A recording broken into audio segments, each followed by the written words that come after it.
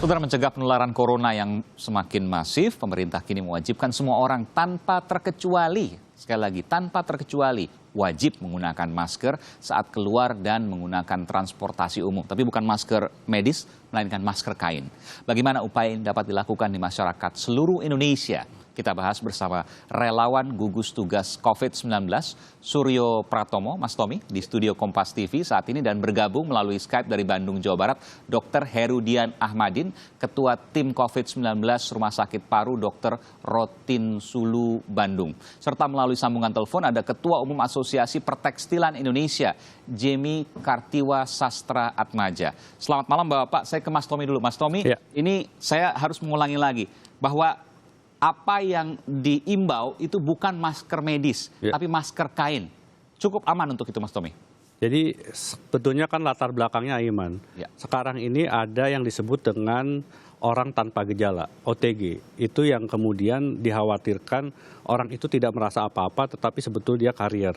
Sehingga kemudian kalau dia ada dalam lingkungan, kemudian ada percikan ludahnya keluar, itu akan berpotensi. Nah, karena itu kemudian pemerintah mengharuskan semua sekarang menggunakan masker.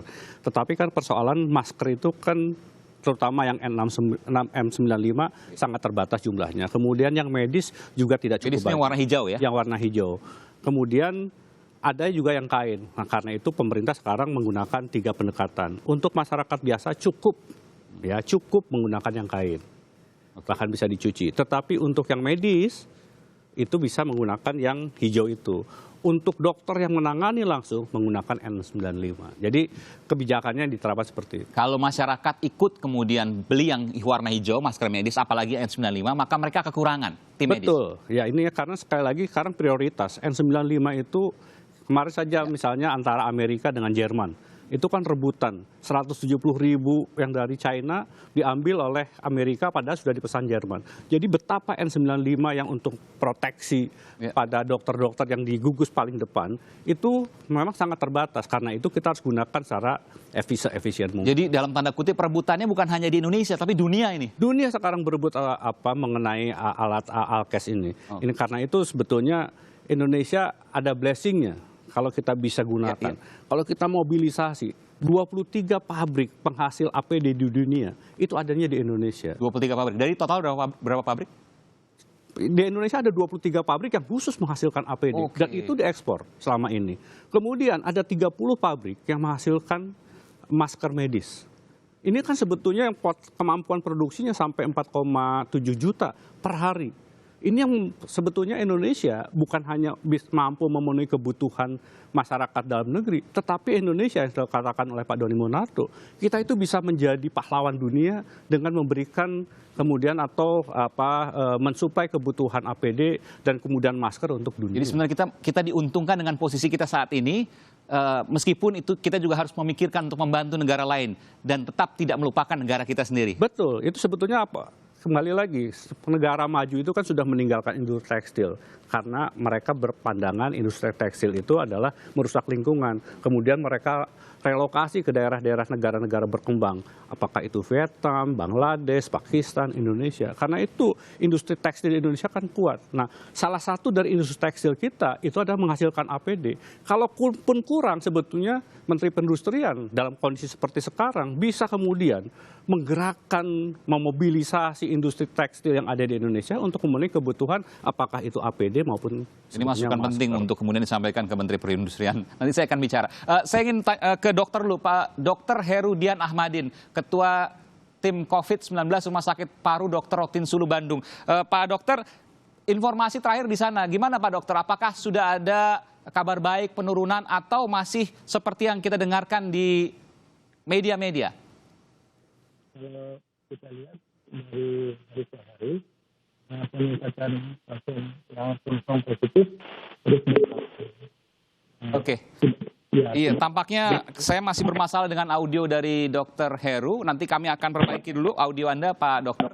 Saya akan menuju ke Ketua Umum Asosiasi Pertekstilan Indonesia, Jemi Kartiwa Sastra Atmaja. Pak Jemi, betul kita diuntungkan saat ini karena kondisi dari pabrik-pabrik tekstil yang membuat APD, alat perlindungan diri, membuat masker kesehatan, apalagi bisa membuat masker kain. Itu ada di Indonesia, 23 tadi disebutkan oleh Mas Tommy, tapi kemudian masih kekurangan. Apa yang terjadi sebenarnya, Pak Jemi? Ya, kalau untuk masker non-medis, sebetulnya itu kita bisa menggunakan kain, itu source-nya banyak. Ya. Tapi kalau untuk APD yang standar dulunya banyak dipakai itu seperti dari non-woven, spunbond, seluruh dunia sekarang lagi nyari. Oke. Ya, jadi betul-betul. Yang N95 maksudnya ini ya? Bukan, kalau N95 kan masker, Pak. Ini bahan APD. baku untuk bikin APD. Oh, APD yang hazmat itu? Asmat, betul. Oke. Ya, dulu kenapa orang pakai non-woven? Karena dulu non-woven itu harganya murah. Jadi dipakai sekali pakai, dibuang. Tapi sekarang karena seluruh dunia demand-nya tinggi sekali, harganya itu sudah melebihi dengan kain dari berbahan baku tekstil ya, Oke. kain. Jadi kita teman-teman di API itu sekarang mengembangkan hazmat dari kain. Dari kain? Betul. Tapi apakah masuk ke kriteria? Karena kain kan bisa menyerap cairan. Ya, kita itu melakukan dari berbagai macam laminasi. Yang mungkin ada yang paling kelas tinggi itu kita kasih coating polyuretan, itu breathable. Oke. Ya, jadi kalau kita lihat, kalau kita tes semprot, itu melebihi kekuatannya dari APD yang medical grade dari spunbond. Iya, iya. Dan ini semua tidak dijual bebas hanya untuk petugas medis? Sementara ini kita teman-teman itu lagi mengembangkan, dan sampelnya kita udah kirim ke BNPB juga, sama ke Departemen Perindustrian. Iya. Begitu approve, ini udah siap jalan. Oke.